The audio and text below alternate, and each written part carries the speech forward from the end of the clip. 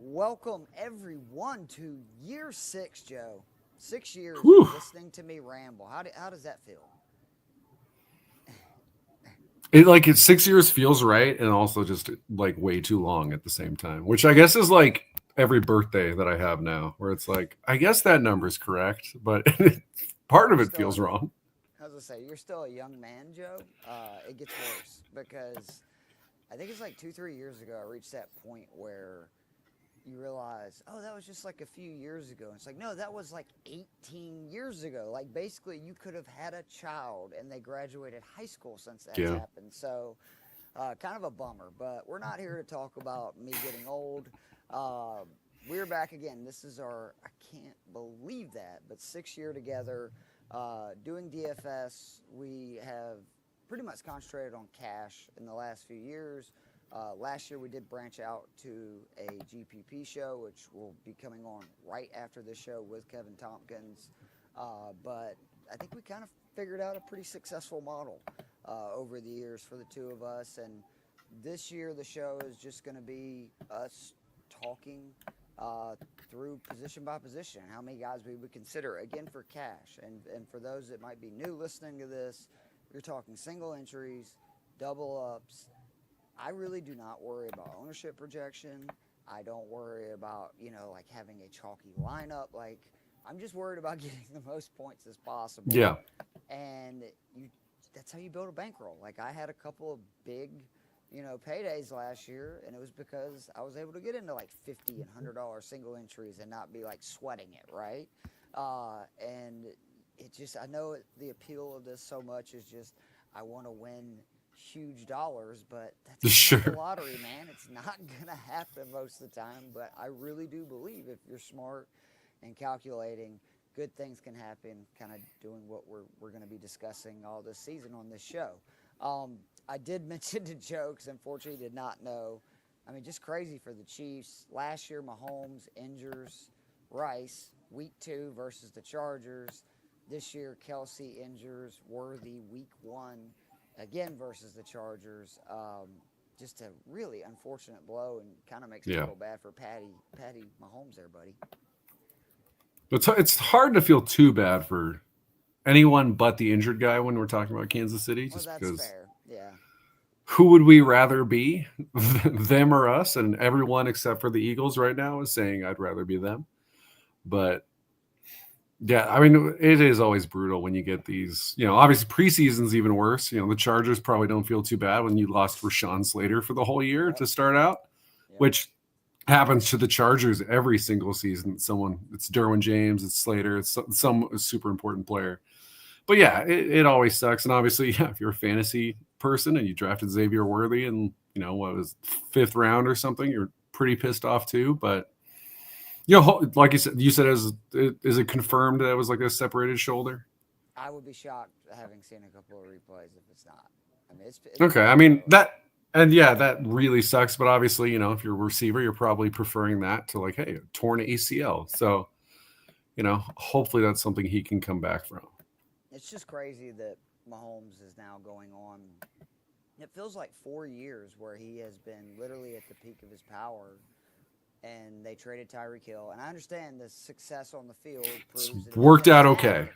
Right. But as a quarterback and just somebody who has immense talents, like I just know it's got to be, a bummer for him that it seems like every year he loses his best receiver. So, um, speaking of quarterbacks, so the main slate, it's a fairly small one because we got the Thursday, obviously the Right. Monday night, the game Sunday night. And Is there obviously one there or some of just the one?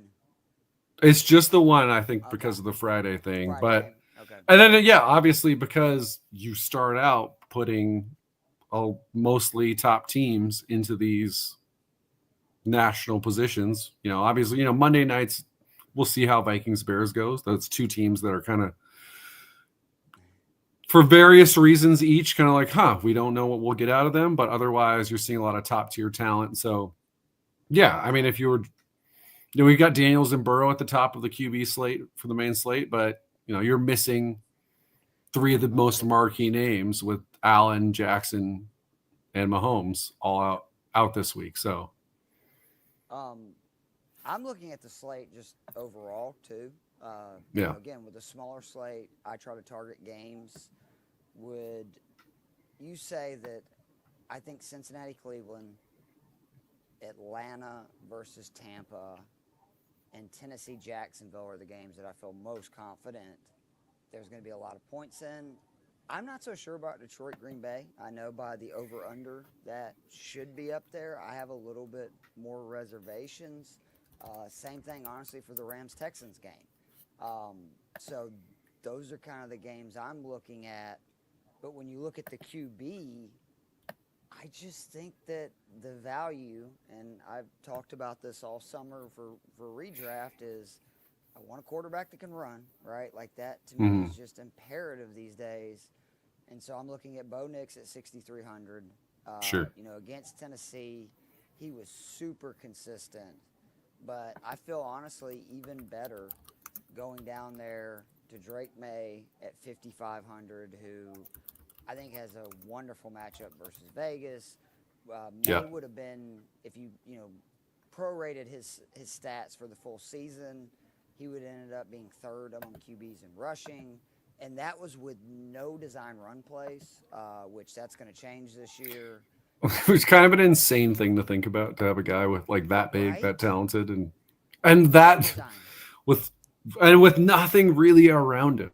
It's like, who is your best weapon? And it's like, well, no, it's just Drake May. He was the best weapon on that team. Hey, and threw a passing touchdown his last 9 starts. I mean, there's a lot of encouraging things, especially when you look that they're going from one of, in my opinion, the worst coaching staffs and worst offensive schemes to one of the better. They've upgraded the weapons, obviously, through the draft and getting them Diggs. And then, almost the biggest thing for me is the O-line should be improved as well, because it was a real issue last year. So I'm not going to lie. It's not going to be worse, yeah. Right. So May at 5,500 is in, right now, 90% of my cash lineups. And like I said, that makes a lot of Nix sense to me. And then Trevor Lawrence are the only other 2 guys I'm playing. Because maybe I should wait, because I said when we did the Q&A show on Optimus Fantasy earlier that if it's a situation where I kind of know volume or I know what I'm getting compared to somebody with upside, again, I'm not looking for the huge gains. I just want to make sure I cash every week, right, and continue to just build a bankroll. But I do think D-Law with Cohen is extremely interesting, especially against the Carolina defense. Come on, Joe, we picked on them pretty much the entire year last year. I think in some form or another, we've been picking on them the entirety of our 6 years together. It's pretty much, maybe it changes from one year to the next. Maybe it's the run game one year, it's the passing game the next. I think it's usually been the run game. It has. Which that's the hard part, obviously, with this matchup is, good luck figuring out. Good luck figuring out who's getting the carries. Like, if I had to pick someone, I guess we'll get to it later, but I'd probably say Bigsby, just because I think he's the most likely guy to get the goal line carries. And I figured they'll be able to move the ball pretty successfully against, Carolina put a lot of investment, as they should, into improving that offense. Not a lot happened to improve that defense. They got some guys back from injury. I think Derek Brown missed all of last season, but that defense is going to be Brown on that defense. Yeah. And he doesn't, he's not covering anyone either. Bugs Bunny, remember the cartoon? First base, Bugs Bunny. Second base, Bugs Bunny. Yeah. Unfortunately, Derek Brown can't do that. So, but yeah, I'm very interested.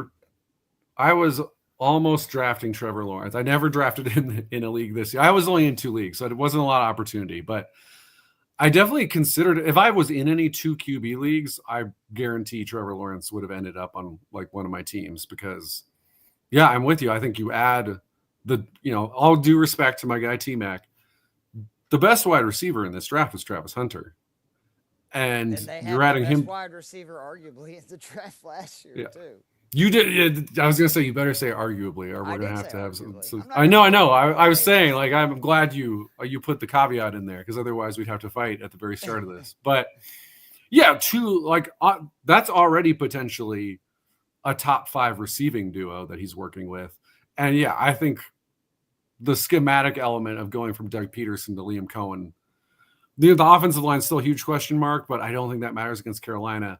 And yeah, just the update in scheme, I think, is going to be huge. And also a guy who is capable of running. So Yep. I'm with you. I will be surprised if I'm not just slamming the Drake May play.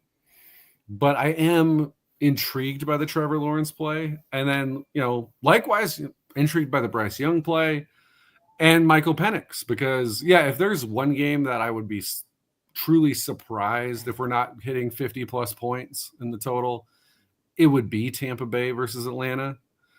And obviously, the reason why I'm going to be locking in May for pretty much any lineup where I'm trying to save money at all at quarterback is because he's giving us that rushing upside that I don't think, Michael Penix, he ran fast for his 40, but we've never actually seen him use his legs at any time in any game in the last 3 years at Washington or Atlanta. So there's definitely the chance for fireworks there, but that might be more of hey, we're going to target some Atlanta pass catchers later. Where Drake May, and then the beauty of Drake May is if you want to fire up Stephon Diggs or Hunter Henry, I'm interested. Or Travion. But also if you just want to say, I'm just going to go Drake May and I'm going to, I've got some savings there, I'm going to go somewhere else, then that's fine. Bo Nix, I think you made, the point where Bo Nix, we have questions about him when he faces top tier defenses and top tier teams, but super successful when he's not facing those. And the Titans actually did the beginning of last year play some surprising good defense. So I might straight up prefer May. I think Nix is still a good play, but all due respect to Pete Carroll, who's a great coach, and Patrick Graham, who's a good defensive coordinator, I just don't think Max Crosby aside, I don't think there's a ton of talent there. And I just believe in Drake May, even after last year where I know Nick's overachieved from what most of us probably outside of Sean Payton thought he'd do. For sure. It's not cool. Again, I'm in 2 season-long leagues where I have money invested. And in one league, I have Jaden Daniels. And in one league, the only quarterback I have is Drake May. Because I was like, you know what? That was an auction league. I was like, I'm going to save my money at quarterback because I think Drake May is going to end up at least a QB1 this year. Mm-hmm. And if Diggs has still got the juice, I think Drake May is 5th or 6th QB potential. So I love that play. And then obviously if you want to go with the truly safe play, it's probably Baker Mayfield. Because obviously, you watched the games. Is what I'm worried about. That is the one thing I'll give you. Right? Yeah, the Bucky monster game is obviously kind of the concern. But, and the one thing I'll say about Baker, and I'm not overly concerned because, I think Atlanta, you guys have a chance to take that division from them. That could happen. But especially week 1, when most of the additions to your team are pass rushing wise are a bunch of young guys who are going to be playing their first game ever. Mm-hmm. I just think Baker's going to be a safe play. I do think he's headed for touchdown regression. If you look at the red zone touchdown percentages and stuff passing wise, he was historically high. He's not going to throw for 40 touchdowns again unless he's not going to average over 2 points in rushing 2 per game, which he would never get. But what I like about what he did against you guys last year is he had the 50 pass game where he scored 27 points. And then he had a 24 pass game where he scored 23 points. So it's we saw him go heavy pass in a game where you guys ultimately won that awesome shootout. And then was that the game? Actually, you guys won both games against Tampa Bay last year. Yeah. I didn't even realize that. Shit. How Tampa Bay won the division. Almost beat Washington in the playoffs and lost to Atlanta twice. So there you go. But he balled out. Points, Joe, in the 2 games last year, to your point. Yeah. Which, again, if you are building a lineup, especially a cash lineup, because you could maybe make some counterintuitive argument in a huge field. But in a cash lineup, you need multiple players from this game. If you decide not to go Baker, that's cool. Because then, I'm with you. If you're not going Baker, you should probably be putting Bucky Irving in your lineup because one of these guys, and maybe both, are going to have really successful games. Yeah, I mean, and we'll get to him in the receiver, but obviously I think both of the Bucs receivers are also kind of amazing values this week. All right, Yes. the running backs. So before the CMC news, Yeah. I was Scary. playing him, like playing him because 7,300. I know it's easy to think about the injured, riddled year last year, but I mean, come on, people. Before that, he had averaged 24 points or more in 4 straight seasons, like healthy seasons. I mean, where like if he's healthy, he's averaging north of 20 points. He's the most consistent guy in fantasy. We've been talking about, the Niners they've lost Debo. Some of their receivers are still banged up. I just can see a huge workload for him. I'm still going to play him in some Absolutely. lineups. I just can't not. But it has upped the amount of Ashton Genty that I have in lineups because again, New England really struggles with the run. I think not having Christian Gonzalez is going to allow them to do some other things. But really, I think the smart play in cash this week, there's 3 guys, or actually 4 of them technically if you want to get, but I really like, and from 6,300 to 6,000, Kamara versus Arizona, Connor versus New Orleans, and Hubbard versus Jacksonville. Like, they catch passes. Those run defenses were atrocious last year. Kamara, what I love is, it's almost better the more they get down. And the Saints are going to be down a lot this year. I would assume. Side of that, right, where if Arizona gets a lead, you could see them just really, letting him kind of pound the rock. Those are the guys that actually I'm using more, saving that money, and I've been spending up at receiver. I'm okay again with playing Genty. I'm okay playing with Irving. Like, again, sure. He's going to be in some lineup, but overall, really that Kamara, Connor, Hubbard is where I'm kind of pounding guys, and then you can mix in a little Travion Henderson as well. Yeah, it's hard not to just slam the Connor play because, it's going to be hard not to, unless New Orleans just has a surprisingly stout run defense this season, just purely on game, and even then, just on game script. It seems like we're going to be targeting them pretty consistently week after week after week. And a lot of joy out of that, Joe. So.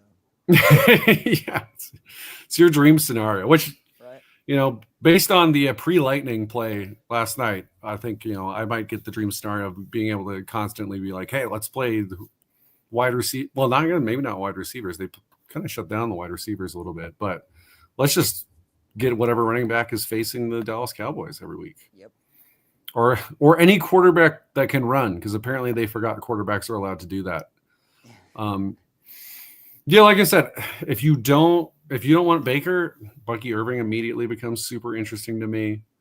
Devon Achane, part of me wants to just be like, I want to play him constantly for as long as we have Tua healthy, because as long as Tua's healthy. I always forget that. Yeah, you're right. PPR machine.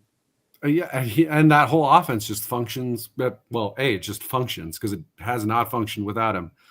So, as long as Tua's healthy and then you're in a decent matchup against an Indy defense, which, swapped coordinators. So, there's some, we don't know what it'll look like, but, they also, Lou Anarumo, he's had some amazing moments shutting down Mahomes for the second half of a playoff game where maybe Mahomes was concussed. We'll never know. But also oversaw a horrendous defense in Cincinnati last year. So I don't think it's guaranteed that the Colts defense is better, especially year after year. You see defensive coordinator swaps do not tend to pay dividends in the first month of the season. If you remember the Eagles last year, some really good moments for opposing offenses early in the season. And then the last 3 months, it was the best defense in football. Yep. So, Devon Achane, again, let's enjoy this while it lasts. I mean, obviously, I hope to him. 20-point games. That's such a good call, Joe. Like, I went back and looked, 9 of 17 games last year, he scored 20 or more points. So, I like that one a lot. Chuba Hubbard's an interesting one. Ken Walker, I always like the talent of Ken Walker. You see that 30th for the San Francisco defense, and they obviously lost some talent from that defense this offseason, but they got to be But part of me is just like, is San Francisco really going to be like a bottom 5 defense against running backs? That seems super unlikely to me. And again, unlike a lot of these other defensive coordinator swaps, Robert Saleh was the defensive coordinator there previously. And they varied from his system a little bit over the years since he went to the Jets. But they're not, this is not some wholesale change. They're going to be comfortable in that system. So that one I'm kind of like, I want to stay away from. So 2 guys who are interested in me, though, in the mid to high 5,000s. I mean, Tony Pollard, I know Denver is it's a tough one. And maybe turns out to be more of a larger, maybe this is our large pool play versus a cash one, just because that Denver defense is scary and you have a quarterback who's a rookie. But the bar for Cam Ward being better than the quarterback play in Tennessee last year, where Tony Pollard was a pretty productive running back the whole season, is incredibly low. So I like it. It almost feels guaranteed that he's going to clear that bar. It's safe to say that, Joe. Sure. And then Tajay Spears is starting this season on IR. Yeah. So it's the Tony Pollard show. He's getting 80% plus of those snaps. So I've got some interest there. And then Tyrone Tracy against Washington. I was about to ask you about him. Obviously short yardage could end up being like Scadabo's the goal line guy. That might well happen. But Scadabo missed most of the preseason. He was doing well in camp beforehand. I don't think he's going to be like phased out. But my assumption is Tracy early in the season going to see a heavy share of the snaps. Russell Wilson should bring much more deep ball ability to this offense, but also he's not a guy who's he's not hitting those mid-range, that 10 to 20 yard area, which, ideally is an area you're hitting quite often.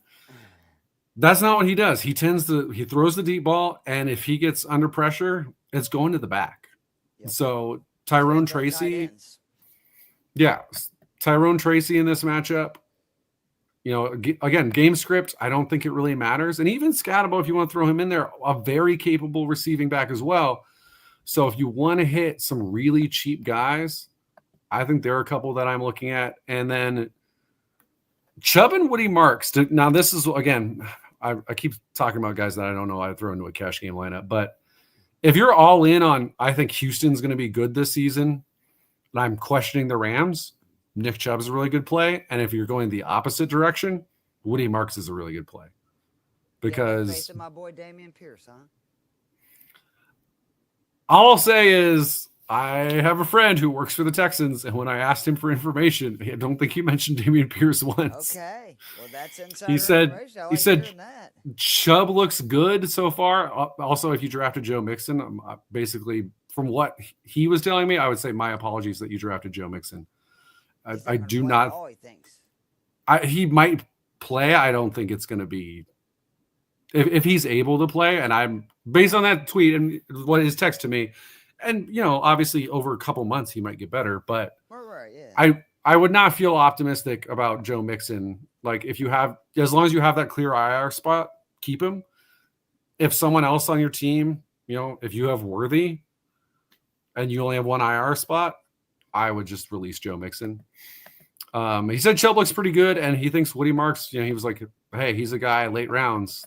Maybe you throw something on there because he's a talented guy. And again, he's going to be more of the receiving back. So in any game where you think Houston's going to be down, throw some Woody Marks in there. But yeah, Achane for me, very high on.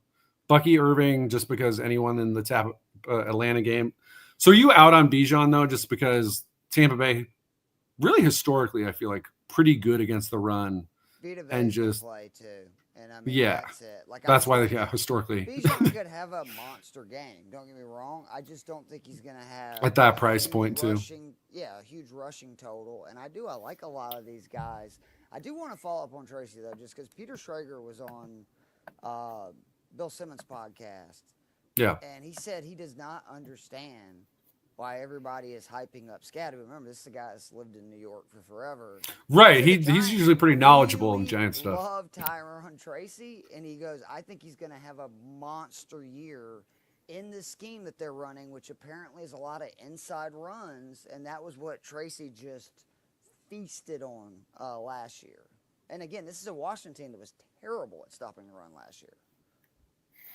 Yeah, and I've seen, some people who've brought up that, Tyrone Tracy really kind of faded down the stretch, which was kind of true. I mean, he had three of his last though, right? 6 games Like, were pretty good. He? Yeah, and also he was a rookie. He's a guy who, and again, like if you look, I'm a big fan of PFF grades for the most part. Mm-hmm. His PFF grade was not great, but again, like you just said, a rookie who didn't play running back until his final year in college. Good point, Joe. And then obviously the Giants had that amazing game against the Colts that cost them the number 1 pick, which, if Jackson Dart turns out to be good, I think that was actually a win because Abdul Carter is on our team now. But this offense was obviously, it wasn't good with Daniel Jones, and it got worse. And it also got worse because, again, and this is the one scary thing for any Giants play right now, Andrew Thomas is not going to be suiting up week 1. I don't know if they've made it fully official yet, but everything that we have heard suggests Andrew Thomas not going to be playing week 1. Not yet. He's still recovering from the surgery he had in the offseason. And I think smartly, especially because if this season goes the way pretty much everyone is assuming, Jackson Dart will eventually be your starter. And for myself, every Giants fan, everyone in the Giants building, you want to have Andrew Thomas out there when Jackson Dart is playing 100%. So they're slow playing it when Russell Wilson's out there. Yeah, it's like, listen, I want Russ to succeed. I would love for us to surprise. We got the quarterback we hopefully believe in. So now it's like, hey, we just want to win games. Right. So that would be great. But yeah, the long-term stuff, both for Andrew Thomas and for Jackson Dart and the entire team, slow playing it. I will say, though, there was finally a much greater emphasis put up on building depth along this offensive line. And they've practiced this entire time. Granted, this is what Jerry Jones and all the Cowboys said about trading Micah Parsons. They're like, the defense has been playing without him this entire time because he's been holding out. You're like, okay, but you're still missing Micah Parsons. Same thing with the Giants, where it's like Andrew Thomas is obviously super important. He'll be way better with him. But they have been playing this entire preseason, this entire offseason without him. So I don't think it'll be the same level of disaster it's been in seasons past. But my point is, a lot of stuff was working against Tyrone Tracy at the end of last season, preventing him from being a constant producer in fantasy football. So I like him here. I do like, again, I hate to say it to a degree as an Arizona Wildcat, Cam Scatabo is fucking fun as shit to watch. And I do think he was a steal in the draft. But again, yeah, I think Schrager's right. To me, that was you don't want to go into the season thinking, I hope Devin Singletary still got something left in the tank. And then we've got Tyrone Tracy. It's like you want to have 2 young guys in there. That hopefully this is the backfield for the next 3 or 4 seasons, which, I know he was number 1 on the players thing. And obviously it's worked out amazing for the Eagles to get Saquon, but we're spending $15 million less at running back over the next few years with 2 guys that I do believe in. So yeah, I think the Tracy play is one of the best plays you can get at under 6,000. And then again, Tony Pollard, he's going to just be on the field the whole time. Yep. And he is a guy who's capable of catching the ball too. So those are the lower guys for me. Among running backs last year. So no, 100%. Let's do tight end first because I got 2 guys and that's it. All right. Okay, that's really, it. Okay. There should be honestly 1. I have thrown Bowers in some cash lineups doing the fair enough. Tight end and flex. But yeah, Njoku at 4,700. I mean, it gets as simple as it can be. The Bengals were either last or dead last in receptions, receiving yards, and touchdowns to opposing tight ends last year. Mm-hmm. And then in the 5 games that Flacco and Njoku played together, 30 receptions, 390 yards, and 5 touchdowns. I mean, what else do you need? That's pretty much it. And I expect the Browns to be down and throwing a lot in that game. I think Njoku, especially at 4,700, he's basically my smash play. The other one this is where I know sometimes Dave Eddy's like, Keith, this is not what you're supposed to do in cash, but I'm sorry, I'm kind of the king of tight ends. I'm good at calling these cheap plays. I'm all over Mason Taylor this week. He's in a ton of my lineups, Okay. 3,100. Again, Steelers really bad versus tight ends. They're going to have a lot of the same issues that they did last year. They haven't really addressed that middle of the field. Josh Reynolds, I guess, is the Jets' number 2 target in terms of non-running back, right? And Sure, yeah. 25% of Fields' career passes have gone to tight ends. Like, he loves to throw the ball to tight ends, and they've invested a lot in Taylor. He's already the starter. He got injured but then came back, and I read several articles over the last week saying that he's really impressed in camp the last few weeks. Like, I mean, he is a freak. Obviously, it's Jason Taylor's son, right? So I think he knows what he's doing, and I do. Like, I love Mason Taylor at 3,100, and if you want to get, and we'll talk about this on MME, but I don't even hate doing it in cash. You can double stack those tight ends. And we're talking about for $8,000. Throw in the Texans, who we'll talk about at the very end with the defenses, 10-5. And, I mean, you're talking about then you have $39,500 for your quarterback, 2 backs, and 3 receivers. So you can have some pretty strong lineups. Could I interest you at all? I mean, maybe this is more of an MME play, but in Jatavion Sanders at 2,900, because you look at that. Traded and everything, yeah. Yeah, Thielen gone, Coker's out. So, at that point, obviously, I'm a fan of T-Mac. I am not. I love the accent. I just don't really believe in Xavier Legette. And then you have why am I blanking on his name? Old little Clemson guy. Oh, Renfro. Who's almost not on the team because his daughter's watching Bluey and ignoring all the calls. So it's pretty barren once you get past T-Mac for me on that team. And so you get Sanders against the Jags D that was not horrific like the Bengals were against tight ends, but not a good defense against tight ends last year. And, as much as I'm all in on the swap to the Liam Cohen offense, their defensive coordinator has never called plays before. That's an incredibly young coaching staff overall. And so there's a lot of who knows how this will go with the Jags defense, especially. So that's an interesting one. I will say there's probably an MME play, but Harold Fannin Jr. from the Browns. Again, you get past Jerry Jeudy in that receiver room. I mean, Cedric Tillman's shown some stuff, but then you're talking about Jamari Thrash as the 3rd wide receiver right now. Maybe, that could be a lot of double tight end to me, especially because that's always been kind of the way they want to play.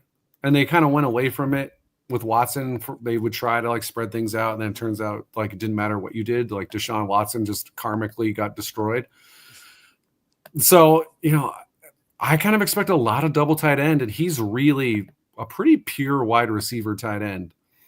So he's an interesting one. Obviously, I think if you have the money and you want to go with any of those top 3 guys, I'm not going to talk you out of it. Until proven otherwise, McBride's the number 1 wide receiver in Arizona, truly. Bowers is obviously the number 1 option in Vegas. And considering what's happened to the wide receiver room in San Francisco, I don't think there's any question that George Kittle is the number 1 option. And even more so if McCaffrey's banged up or potentially not playing, because, hey, that's what happened last year. But, yeah, overall, I think I'm with you just because you can save $1,000 or more compared to those top 3 with Njoku. And is he the clear number 1 in that offense with Jerry Jeudy? Maybe not, but against the Bengals, he probably ends up being the number 1 option. And the one guy that thankfully when I did my very first run through looking through, I was like, oh my God, am I going to talk myself into Kyle Pitts? Because, he had 2 games all last season where he broke 15 points on DK, and they were the 2 games against Tampa Bay. Yep. And I was like, oh shit, am I going to do it? And then it was like, wait a second. That was before he started splitting time and basically only playing in passing downs, and then really didn't see the ball consistently when Penix came in. Maybe in part because that one time Penix threw it to him and he just popped the ball up Evan Ingram style to the other team. So, if Kyle Pitts is on your fantasy team for whatever reason and he does not play well this week, I would say cut your losses then. Just don't torture yourself the way so many people have done the last few years.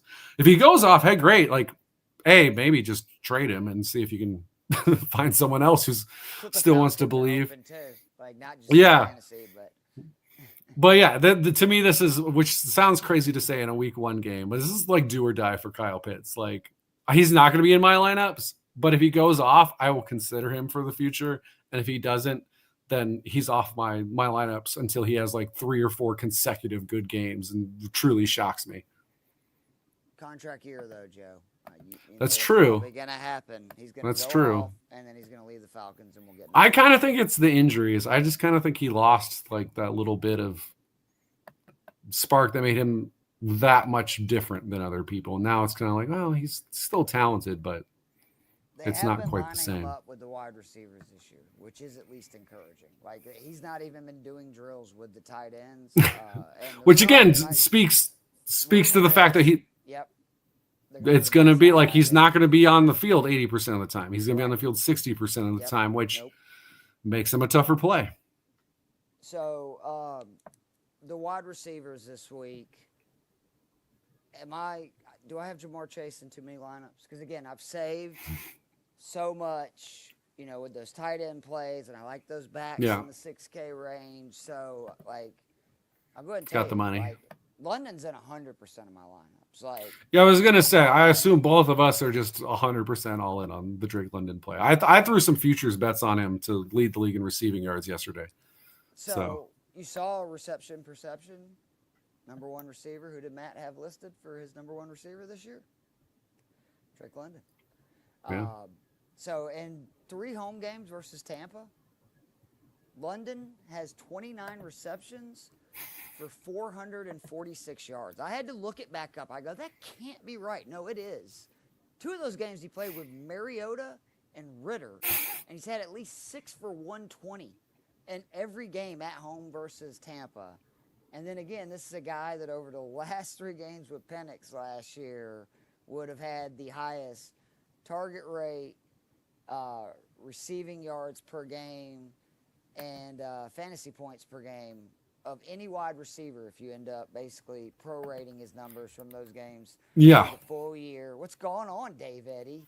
And I just he's to me a smash play. I know that there is some concern with McGarity injury. Like, I get that. Yeah, but that's fair. Dude had a 60% red zone target rate last year for the entire year. Like 60% of the throws in the red zone went to London. We know this Falcons offense is super condensed, and you're getting him for 6,500. Like, and Mooney's banged up on top of that. And again, the Bucs are a team that's not easy to run on. Like, London 6,500 every lineup. But I have, because I've been saving money at the tight end and back, I have a ton of Jamar Chase. And I need you to tell me, is this the right move? Because he has not been this cheap since week 4 of last year. Obviously, he's going to be much more expensive than this in a few weeks. Or should I probably lay off a little bit? Because there is some great values down there, like BTJ and other guys, in that kind of high 6, low 7 range. I mean, the matchup scares me a little bit just from a game script standpoint, obviously, which, I guess maybe we should have mentioned that Chase Brown, even though the Cleveland was 5th against running backs, like, there's potential there because we assume they'll move the ball. But I will say the Cleveland defense, I expect somewhat of a rebound this year. 2 years ago, this was a defense that carried that team to the playoffs and got their offensive coordinator, head coach, a second coach of the year award for some reason. But yeah, so I think, the way to move the ball will probably be just, hey, play to your strengths. And obviously, I don't know that any team outside of the coaching staff in Cincinnati might actually have their jobs on the line. So I don't know that any team is more motivated to get off to a good start this year than the Cincinnati Bengals, because that's what stopped them the last couple of years. I mean, last year they lost to New England, who turned out to be, if not for Joe Milton, we'd be talking about that was the team that got the number 1 pick because they were so awful. And you lost to them week 1, and that's why you didn't make the playoffs. And I think it's like 2 or 3 years in a row they've lost to week 1. So, and it's a division game. So they're going to be super motivated to get that win. So I'm not going to talk you out of Jamar Chase, certainly, because also he's not on my fantasy team for the first time in his professional career because I had to let him go in my keeper league. You had him every year. Yeah, well, because I drafted him in a keeper league where you can keep guys up to 3 times after the year you drafted him. And I was like, obviously, I'm keeping him every single year. And so now it's super sad. And so I might just want to throw him into every lineup I get a chance to this year. And like you said, I don't know that we're going to do better than 8,100 very often this season, if at all, potentially, if he lives up to that number 1 overall fantasy player projection. So I do like that one. I don't think he'll be in, certainly not all of my lineups, maybe half, because I don't like to go into that 8K range very often unless I'm just all the way in. And I'm like 80-90% in on this versus, again, like you said, Drake London is an all-in play for me. I mean, one of the things I do every year to help with fantasy and also my predictions, because I like to make predictions about the actual season, I'll look at the DVOA projections for teams on offensive and defense, and then I'll look at the PFF rankings because they'll rank, every team's quarterbacks, every team's running back groups, their offensive lines, their pass catchers. And I turn that into just like one kind of combining that with DVOA, one projection for each team on offense and defense. And based on that, and I don't necessarily say these are definitive rankings because it's, kind of a little off the cuff, but the Falcons ended up being 31st defensively in those rankings, and the Bucs ended up being 27th. Every team in the NFC South ended up in the bottom quarter of the league in the defensive projections. And it's actually the Saints who ended up number 1 in the group. So there's not really, until, again, it's week 1, we'll be wrong about some things, but until proven otherwise, I kind of think every defense in the NFC South is a plus play. And when they're facing each other and we're talking about the 2 offenses that we legitimately feel good about, then it's a slam play. So yeah, Drake London just 100% all in, and knock on wood that this doesn't go the way of when you and I were all in on Calvin Ridley. But yeah, I absolutely 100% love that play. I don't think there will be a lineup I make this week that does not have Drake London in it. Again, 117 points between the Falcons and the Bucs last year in their 2 meetings. Yeah, if you want to just go, it happens every year. Yeah. And if you just want to go Evans London again, because that Tampa Bay, obviously, like Buka is going to be an interesting play this week. But we know the Mike Evans Baker Mayfield connection exists. So if you just want to slam both of those guys, like to me, if you want to go Chase, obviously I'm in. It would be hard for me to go T Higgins as much as I've always liked T Higgins. This has been a pro T Higgins podcast for the entire time that we've been doing it, and he's been in the league. Yep. I'd be hard pressed to take T Higgins over Mike Evans or Drake London when we're talking about $100 or $200. Right. So if you're going that mid tier 6s, it's those 2 guys for me. So what, BTJ? Are you worried about the Hunter edition? Because to me, that's the other guy that's just like in this range. Yeah. 6,800. I mean, you look at what he did down the stretch. I mean, I had actually forgot. He scored the last 4 weeks, 20, 23, 31, 35. And he had double-digit targets the last 8 games last season. Now, granted, they didn't have really much else. And then, again, I'm going to talk, Mbuka is, for me, somebody that's in a bunch of lineups. And, I mean, he allows you to do what Dave was just talking about. And this is probably what I need to do in at least one of my 2 big boy lineups is just play Chase at CMC. Like, he's right. Like, because right now, yeah, that's fair. Afford that, and there's no way if these guys, do what they do, you're going to have very many opportunities at that without basically having a bunch of guys in like 3-4 range, And obviously, again, this is more of an MME than cash play thing, but people, I assume, are going to get scared off of CMC.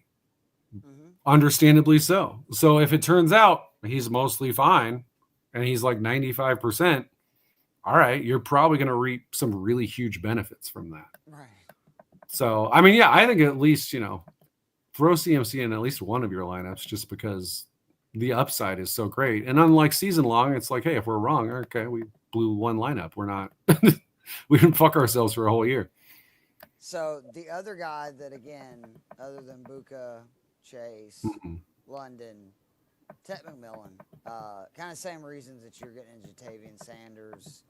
I mean, I know you got to worry about, how many snaps is Hunter going to have on him. But even then, like, you're the friggin' Tet expert. Like, this dude's a monster. Like, he's a big dude. And, like, I don't see any way he doesn't get at least 10 targets if this game goes the way I think it's going to, where there's going to be a bunch of points.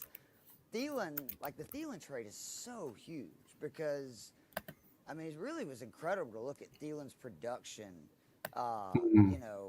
like, seeing over and over with Bryce and Eddie, my man, Dave Eddy, saying it right there. Volume is king in cash.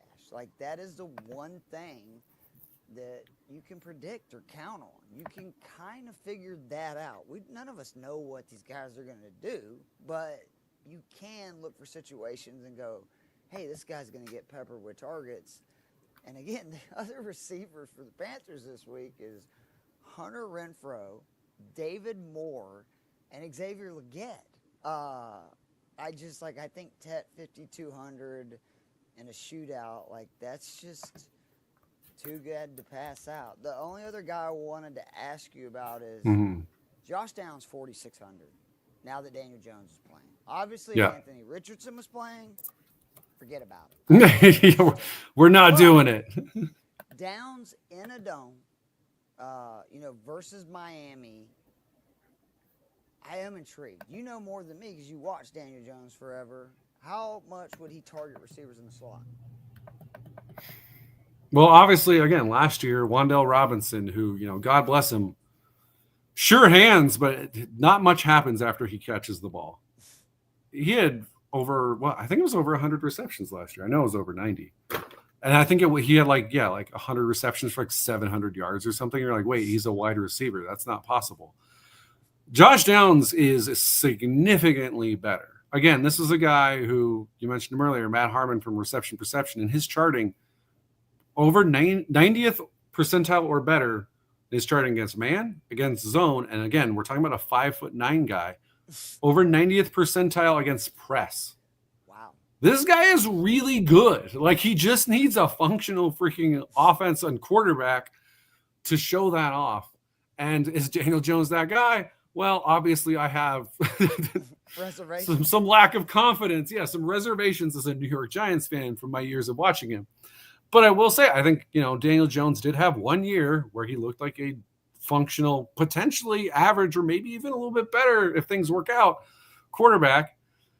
And then I think, whatever Daboll was able to build back up confidence-wise after suffering under a Jason Garrett offense for multiple years, it went to shit the next year because Saquon went down and then Thomas went down. And at that point, it's like, well, pretty much anyone was going to be fucked.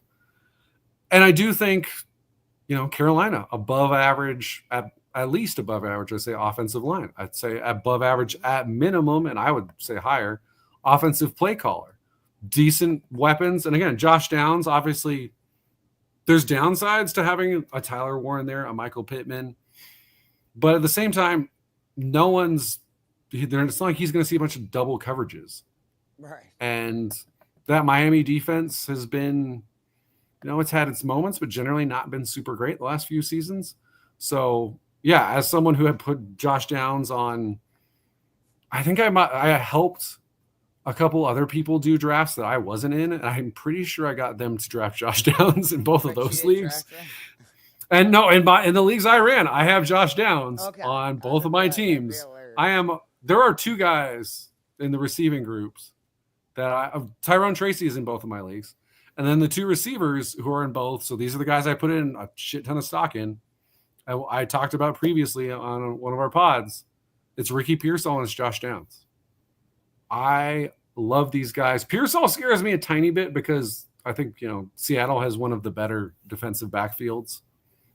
That secondary is not one to be trifled with. Right. But I think starting out the year, obviously, Kittle aside, the clear number one wide receiver in this offense. And I kind of think he just ends up being that the whole year. Ayuk, if he's able to come back full on 100%, certainly we've seen Brandon Ayuk be a legitimately at least borderline elite wide receiver. So maybe second half of the year it balances out. But again, Pearsall, we're talking about guys who closed the season strong. I mean, he had 50 points over the last 2 weeks of last season. And one of those games was against Detroit, which I guess they got banged up defensively. But still, even then, you put up 8 for 140 and a touchdown on a team that got the number one seed in your conference. All right, I think you're pretty good. Yeah. So again, and he's 4,500. So there's some really good options between Downs at 46, Egbuka at 46, and then Pearsall at 45. Man, I'm excited to have some combination, probably of at least two of those guys in every lineup I build. I think you just talked me into maybe reconsidering at least one of my higher stake lineups, doing the Egbuka and Downs, because I could potentially get Bijan, right, and Bucky. Yeah. Bucky and Genty, or stack it up that way. Defense, real quick. Thank the fantasy gods, the Texans. People, this is a layup. Stafford has been injured basically all season. Their left tackle had blood clots. He's also, they're both going to play, but I don't think you call either one of them 100%. And the Texans, over their last 14 games last year, 8 double-digit games, 41 sacks, 34 forced turnovers. I think this is going to be the best defense in football. You're getting them for $2,500, albeit on the road. It's a smash play for me. It's the only defense I have in right now. Yeah, barring, injuries to probably multiple of their stars, this feels like a team that the floor is this is the 6th or 7th best defense. That's the floor. DeMeco Ryans, again, he's the guy I point to when people are like, well, you always got to hire an offensive head coach. And, again, obviously they just fired their offensive coordinator in the offseason. So maybe that turns out to be his downfall and those people get to say they're right. But he's the guy I point to when people are like, oh, you got to, it's listen, John Harbaugh was a special teams guy who then coached the secondary for a couple seasons. Fantastic coach. Everything we've seen from DeMeco Ryans says fantastic leader. And the way he coaches up those defenses, again, one of the best moments I've had on this show was when I said the Texans are a slam play against the Browns in the playoffs. And then they had multiple defensive touchdowns in that game.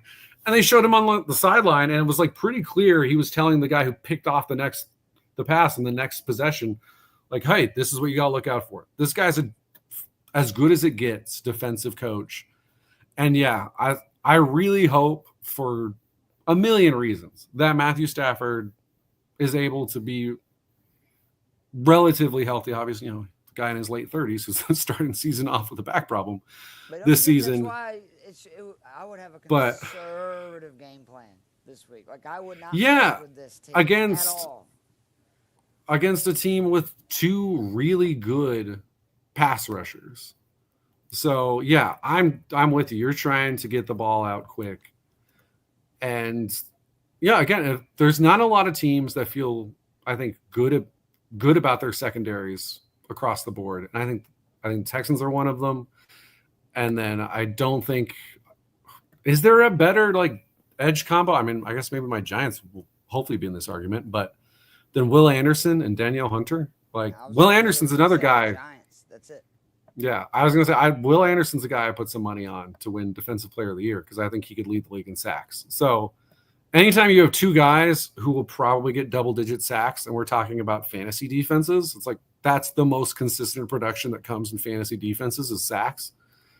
Yeah, against Matthew Stafford, wily player, but not mobile. It's hey, if they can beat their guy, you can catch him. So yeah, we had a top 5 defense at 2,500, even against an offense that, has the potential to be an elite offense if everyone stays healthy. But yeah, because you look at the other ones, again, I don't totally hate the Titans play because, again, I thought that was a defense that was at least well coached, but still lacks talent. The Giants, there will be weeks where I'm sure we want to fire up the Giants. Washington doesn't feel like that week.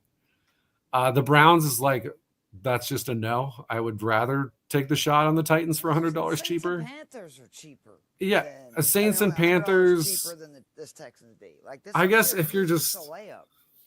Yeah, if you're just selling everything about the Jags, maybe you could talk yourself into the Panthers. But yeah, again, the quality of these defenses, and then like you said, the fact that we do have some reservations about what will happen with that Rams offense.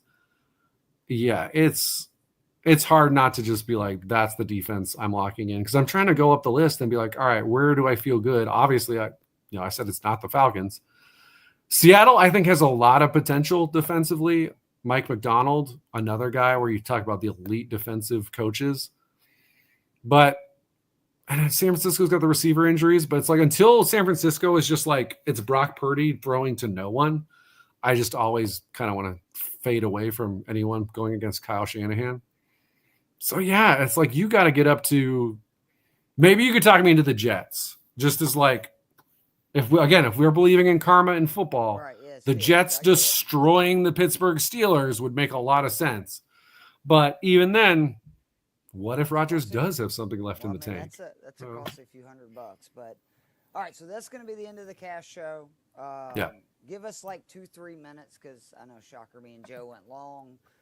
Barely this time, barely. I know, it was good for us, but we'll be back in like 3-4 minutes with the amazing Kevin Tompkins who joined us last year. That's right. And we'll be setting you up doing GPP, and we're going to build a bunch of lineups. So we'll see you guys in a few.